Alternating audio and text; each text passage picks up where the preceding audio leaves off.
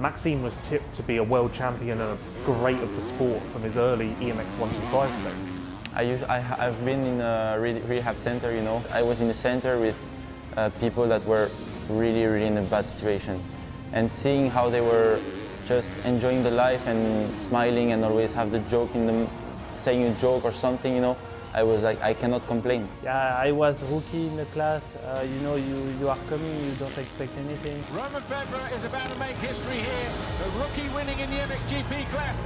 He wins the race, and he will now realise it.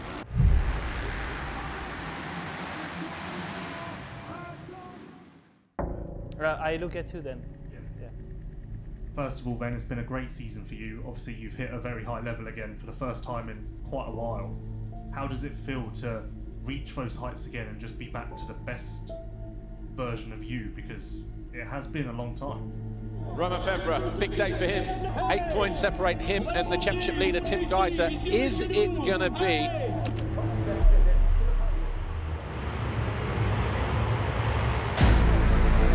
As Cairoli grabs a foxhole shot, it looked like it was Cairoli around the outside. It's him who leads anyway. Hurling second, Febvre third, Seaworth fourth. Jonas in 5th position. Goes around the outside. Haven't seen that, but not able to make the move stick at the bottom of the hill. Right, is there a pass being lined up here from Febvre? He gets down the inside, and he has made the move. The fans on their feet, they are absolutely going bananas. Febvre, your new leader. We saw it coming. We saw the move work the first time around with Jeremy Seaworth. And Hurling's tried to run it up the inside. He's running out of time. Febvre is going to hold on. And Romain Febvre out of the final 2 corners here. The number 3 takes victory in race 1. An epic win for Romain Febvre. I tried to close the gap, but many times I was not that close to make it happen. So I didn't show the line, and then when I was close to him, I did. And yeah, make a lead, but with the lap rider, it came really tough at the end. But yeah. Overall, I'm happy. 1 more to go, and we will celebrate with the French friends. Good luck for the second race. Yeah, I make some mistake this year. Some mistake when I was leading, and with you know, let's say I didn't have any rider who put pressure on me on that moment, and then I crash or. And he leads the way by 2.7 seconds now over Jorge Prado. Hurlings. Romain Febvre throws away the lead. For the second week in succession in the second race, Romain Febvre, Monster Energy Kawasaki, out of the lead and handing the advantage to Jorge Prado. And I make the mistake, so that it's really difficult to understand. It's always possible to make a mistake, but those ones are really difficult. Sometimes I crashed some race that I wanted to do too quick, like the first few laps too quick, and I wasn't maybe on a good position, so I wanted to pass the rider really too fast, and then I make a mistake. So that I can understand, and we can analyze that. But like when I was leading few times I was leading a race and then I crashed by my own. So that's the worst scenario to accept and also to analyze, because you don't know. Sometimes I cannot explain why exactly I did. Febvre has the biggest gap that he's had for a few laps over Jeffrey Hurlings. For all of these guys, it's now or never. Febvre can't do any more than he's doing. How close? Geiser almost alongside. Can't affect the move there though. Oh, Febvre throws away the lead on the final lap. And then there were three. Jeffrey Hurlings wins race one here. Looks back and sees Cairoli there. Geiser third, Febvre, disappointment for him in fourth place.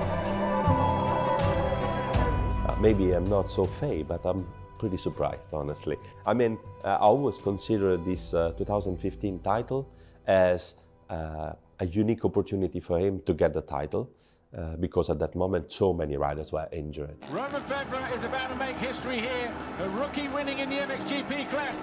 He wins the race. And he will now realise it. Still, he won the title, so as I said previously, it's in the book. It's there, you won it. you deserve it, of course. But this year, something has changed. And if you see where he is now in the championship, being the rider who have made most of the mistakes on track, it's amazing, because it means that, yeah, he's there and he can fight. I'm still not betting on him for the final victory, but eventually, if he will score the final victory, he will deserve it, to me, a little bit more than in 2015, because he was there all the time with all the top riders fighting with him. And I was pretty surprised also about his only success this year. Winning Lommel is not easy. Round 6 is about to draw to a concluding end. Who will it be, though, that wins the Grand Prix here? Jeffrey Herling's nearest our camera, the gate about the drop, it does. Not a good jump for the 84. Prado and Febvre, and again Monticelli around the outside. Jacobi going with him this time. Kawasaki lead the way once again, and then Monticelli throws it away. 47, Febvre, Jonas 40, Geiser 34. We've got wave yellows here, and Febvre has thrown it away. Febvre has thrown away a 5-second advantage over Paul Jonas. Romain Febvre, who was the fastest man around the track a lap ago with a 2:09. Obviously a 2:13, so it cost him 4 or 5 seconds that time around. Oh, we've got to change for second. Febvre has barged his way past Jorge Prado, who's looking back to retaliate. Side by side, but Febvre is just going to steal it. He's alongside and takes the lead away from Paul Jonas. Romain Febvre finally wins at Lommel, the toughest place on earth. He can't believe it. Yeah, I'm stoked right now. I feel all the work pay off, finally. Still make a mistake, but that second moto, I was on it. So proud of my team, Monster Energy Kawasaki Racing team. And we're gonna celebrate tonight. Romain Febvre is maybe at the top of the list of most entertaining riders. But when he is on, he's so exciting to watch because he's so fast, he's got so much raw speed, and definitely isn't afraid to hang it out and leave it all on the track. That saying there effectively sums up his 2021 season so far. He's been the fastest rider in the MXGP class on more than one occasion. At most rounds, you could say. He's led the third most laps at this point, that being the halfway mark.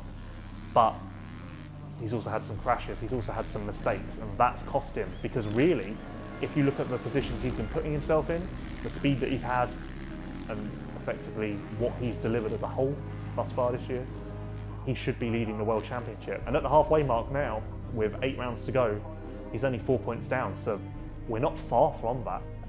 We play already some good cards this season, but I still make some mistakes, and which I will try my best to end up the season really good without making mistakes.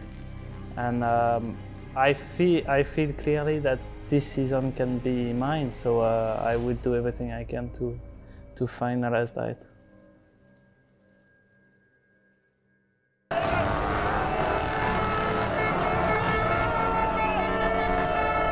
The Motocross of Nations is a special event.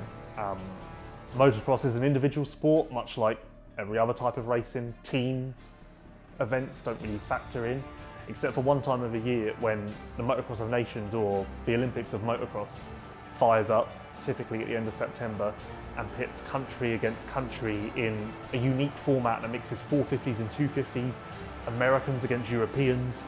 You just see you see a different dynamic to what you do for the rest of the other 11 months of the year. That's what makes the Motocross of Nations so special, and that's what makes it the biggest event in the sport.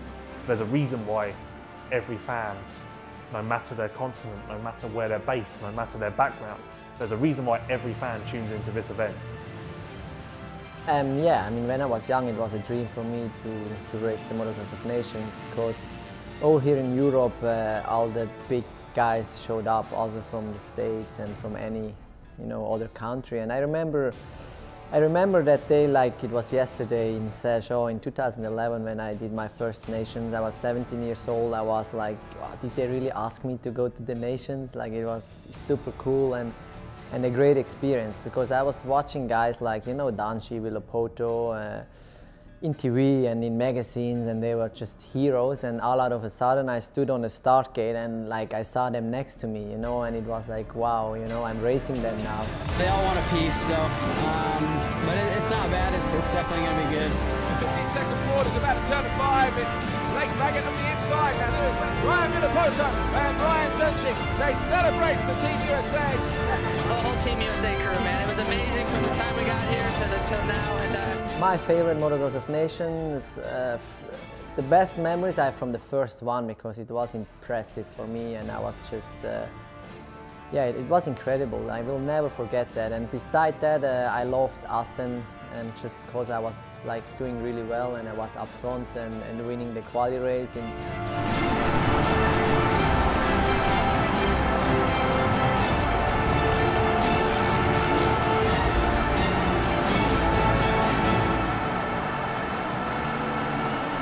We managed to get the win home, you know, which is amazing, especially like I said on this track. And now pressure is all for Team Switzerland to qualify, I think, I hope so. And now we look for tomorrow, and I'm stoked with that. It's the moustache, it's the moustache. We're going to start with the ballot, and we have on their left-hand side the countries, right-hand side the numbers of the gate picks. Okay? Yeah, it's special. I mean, just when you know, go through your social media and things like that after, even before the race, you know, this is one race where you tend to find everyone watches. It's the GPs, you know, there's 20 in one season, and if someone has a plan to go out with some mates or something, they kind of forget about it. Whereas in Nations, I feel like, you know, even if something's going on, everyone still manages to kind of sit down at one point and catch up and watch this race. So it's one of them where, especially if you come away with a good result, you have yeah, crazy big response from it. As a team member, you know, I'm always proud to represent my country, and obviously the last few years, you know, we are a really strong country. We know that, and always have been something really amazing. Every year I was like surprised, because everyone was saying, oh, this is the best Nations, oh, this is the hugest, this is the biggest, this is. But year per year we have seen really some really nice event in Martelli-Bessin, in Majora, in Lommel, in Teutschenthal. I have plenty of nice memories about Motocross of Nations. There was a moment where I was considering a little bit less the event compared to the World Championship, but then when you get older, I think it's something that is like you feel more the fact that you are part of a country. So you're not cheering anymore for your favorite rider or for your favorite team, favorite brand, but you're cheering for your nation. And that's something that is completely different from what we are used to have. Britain! Great Britain goes on position 16. This year, yeah, I was the favourite in the team, and, you know, let's say meant to be the stronger member of the three. So it was, I mean, nice to have that feeling. Was amazing. To be selected as that guy was like a privilege for me, but yeah, it comes with a little bit extra pressure. And Saturday, day one of the MX Nations 2021. Heading out now for warm-up, first session on track. Not really any pressure today. I mean, the pegs for qualifying position were pulled yesterday. Team GB was 16, so not amazing, but not too bad. It can be a lot worse. It's a sacrilege, but a new helmet has to be dropped.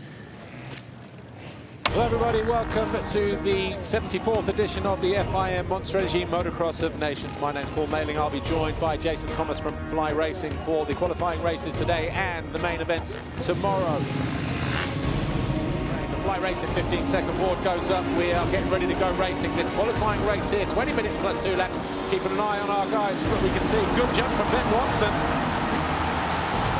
And there's Watson, who runs wide through the first turn, uses all of that racetrack, takes Benoit Patrel to the outside, getting their way through the first few corners, and it's Watson who leads on the Yamaha for Great Britain. Absolutely flying start for the Brit. The 29.4 in Cairoli's favour, 29.8, 29.4 in Cairoli's favour, 25.7, and the fastest sector of the race for Cairoli at 24.7.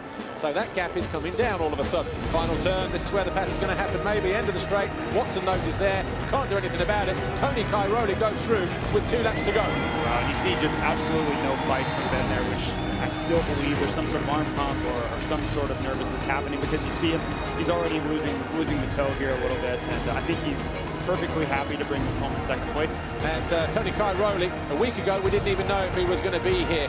Well, he is, he's arrived, he's won the qualifying race. I'm quite painful around the track, but I could ride very smooth and good lines, and yeah, we take the lead, so it's good for Italy because the gate peak is very important tomorrow.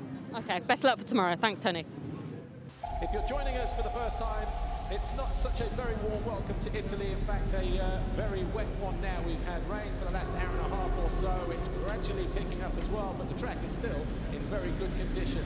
Modifications to the racetrack as since the last time we came here for a Grand Prix.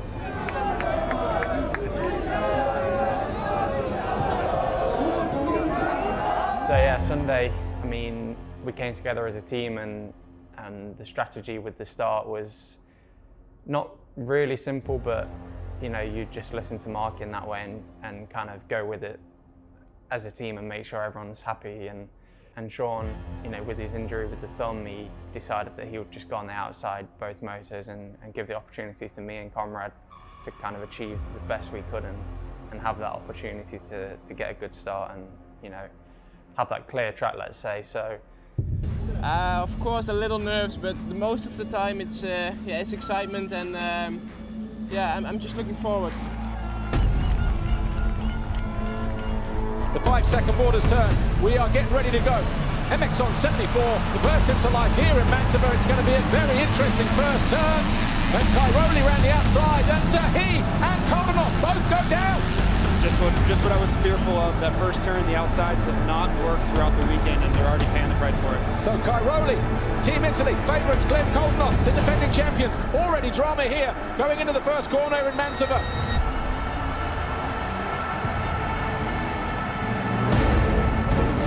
Just looking down the leaderboard, Glenn Koldenhoff, who fell at turn 1 as we look at the top 3 riders. Koldenhoff is now 20th, 10 laps complete. TKO has 1.4 seconds. And there's thunder rumbling all around this Mantova racetrack. We've seen a few flashes of light as well. There is Watson right behind them now in third for Team GB.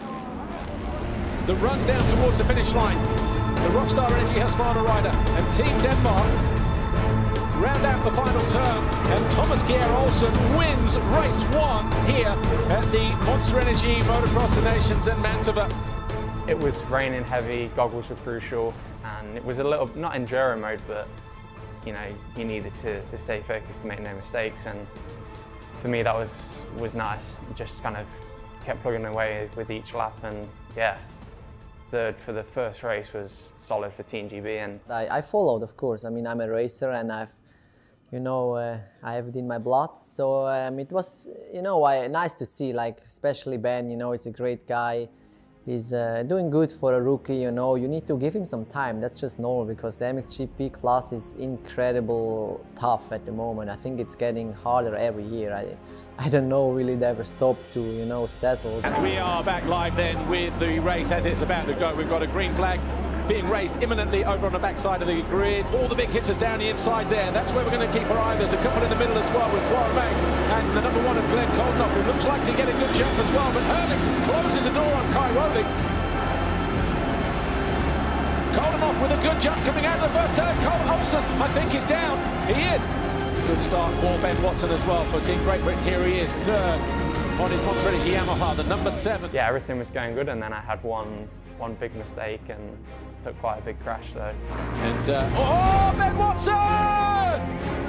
Off the side of the bike, just grabbed his foot pegs. I was about to say they're tied on points, the Netherlands and Great Britain. But with that crash, Ben Watson losing points and positions here. Anything can happen. I mean, we was running second and then third as a team, and then, you know, back down to 10th. So Ben Watson then lucky to pick himself up from that one. I think he may have fallen to 4th, so Koldenhoff would have gone through and taken a crucial point for the Netherlands. And Jeffrey Herlings is going to go 1-1 at the Motocross of Nations. And Italy are going to be crowned world champions once again for the 3rd time. since 2002. Yeah, about it, and I was hearing the speaker that something was going on with Alessandro, and I was like, okay, it's the last chance I have to make it up, and we make it up, so I'm really happy. The Team GB, yeah, I came over the line and the manager was there and he said, yeah, I mean, sure third, could be second because there's some, ongoing penalties with Italy. And Right, Team GB on the podium, third overall. Sean Simpson, damaged thumb, heavily strapped up. They finished with 39 points. Sean Simpson, Ben Watson, Conrad Muse.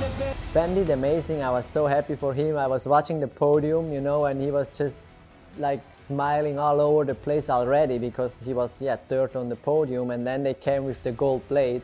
And he was like, he didn't realize, he was like, yeah, me? Is it me? And then like, yeah, and he was just the happiest guy ever. And it was nice to see because Ben, he's a good kid. He's my teammate, so we spend some time together, and I like to see him, succeeding. I know there were some guys missing and people were saying, it's not the usual nations, but honestly, in 10 years when I'm not racing anymore and I look back and I'll go to the 2021 nations and I'll see the names on the list and I'm the MXGP overall winner. I mean, it's there in black and white, and no one will take that away from me. So, as a thing, when I look back in the past, it's going to be, like a great memory. Italy are world champions for the third time.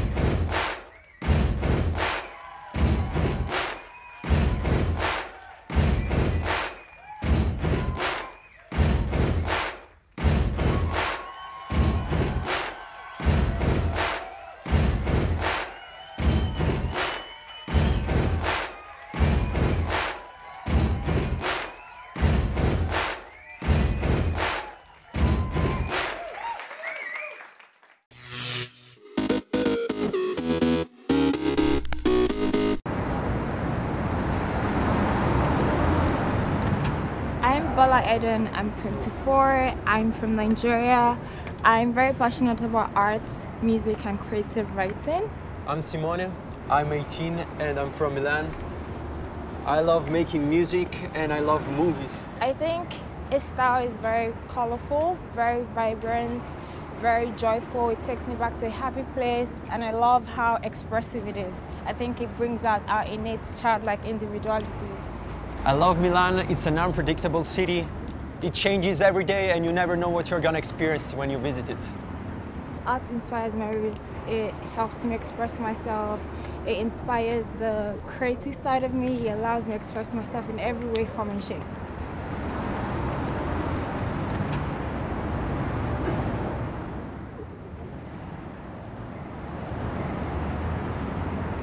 Ciao, sono Gaia, faccio l'artista. Amo camminare, leggere e dipingere.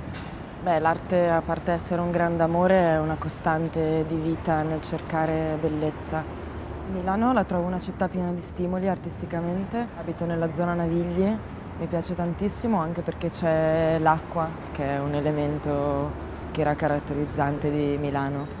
Mi piace molto lo stile di Giampiero D'Alessandro perché è semplice, è giovane, è colorato. Il mio stile è dettagliato, è abbastanza minuzioso. Reinterpreto capi tagliandoli, cucendoli, ricamandoli con le mie illustrazioni. La prima cosa che mi viene in mente se mi dici arte è libertà, emozione.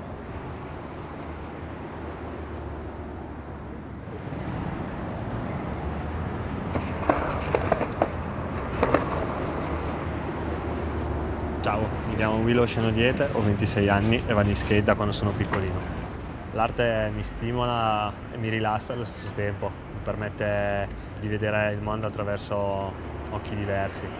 A Milano è una città molto frenetica e ti permette di vivere diversi ambienti e possibilità, quindi in realtà mi piace. La zona in cui vivo è molto multietnica e molto culturale. Lo stile di Giampiero D'Alessandro mi piace, l'ho trovato stimolante e ho trovato delle sue grafiche anche online. Se penso all'arte mi viene in mente lo skate, il mio ambiente, perché accomuna molti più settori e situazioni, mi piace molto. Il mio stile? Comodo e sportivo ed estroverso, come il mio skate.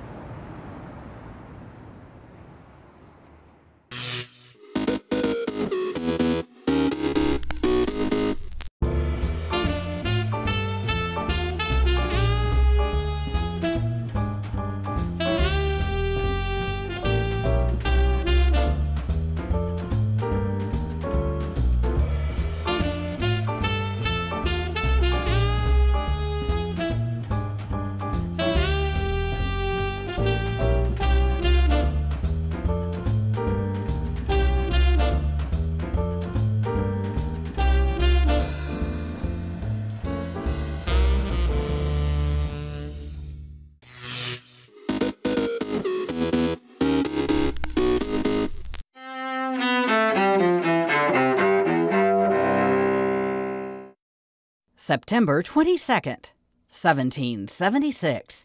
In New York, the British hang Nathan Hale as a spy during the American Revolution. Hale's last words are said to have been, "I regret that I have but one life to lose for my country." 1980. Iraq's Saddam Hussein invades neighboring Iran the year after Tehran's Islamic Revolution. It's the start of a war that kills hundreds of thousands on both sides over the next 8 years. 1975.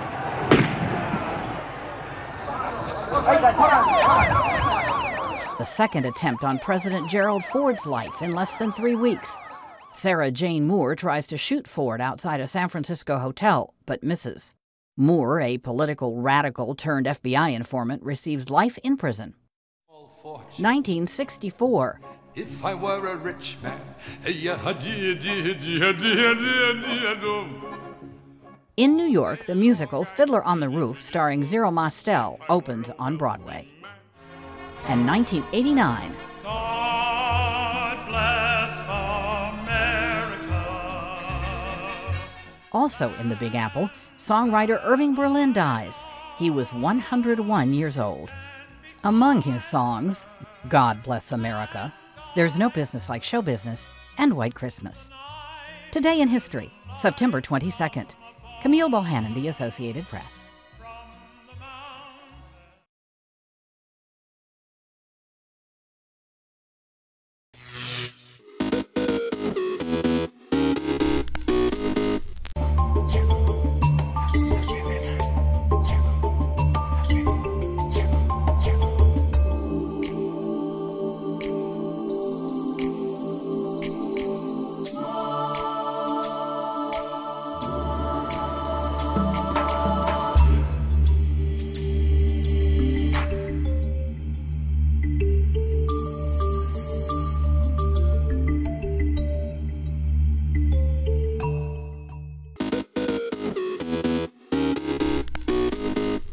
Welcome back in our studio, and in today's news,